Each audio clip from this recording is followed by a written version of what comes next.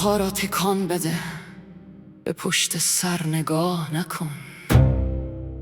دکمه نقشه و شبکه را در دست بگیر، اما یک نفر کم است. حدس بزن او کیست. بخش دوم با همه فقط از روی هوس بازی می کند. قوانین را با پاک کردن گفته هایش تغییر می دهد. اگر جنگ بخواهد آدمهایش را به صف می کند و اگر حوصله هاش سر برود توی چشمانت دروغ می گوید. ترجیحاً بعد از این داستانی که برایت تعریف کردم، آیا میدانی از چه کسی حرف زدم؟ بخش سوم پیمانها را امضا می کنند و هرگز آنها را نمی خوانند. علم حوصلاش را سر می برد، دیگر چیزی را باور ندارد. طلب نور می کنند اما شمع را خاموش می کنند.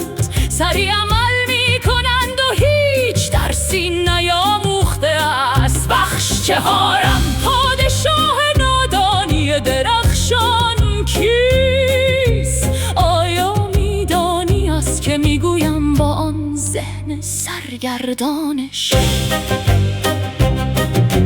بخش پنجم توییت بمب یا فرمان را پرتاب می کند و زرهای به بیا احترامی کردن اهمیت نمی دهد. شکافی را که زیر پایش دهان باز کرده نمی بیند. اگر کشتی تصادف کند داستان را وارونه تعریف می کند. ترجیحاً بعد از این داستانی که برایت تعریف کردم، آیا میدانی از چه کسی حرف زدم؟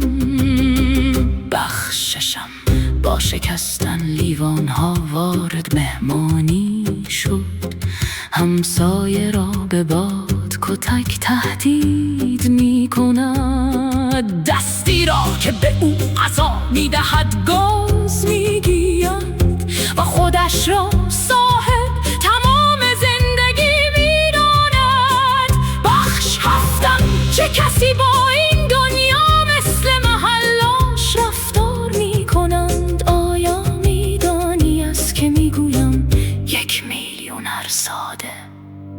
بخش هشتم نادانیاش قانون است و دیدش بسیار کوتاه. در تلویزیون میخندد، نه میدانم و نه مهم است. به قدرتش مینازد، از فکر کردن فرار میکند و از همه میخواهد که به او احترام بگذارند. ترجیحاً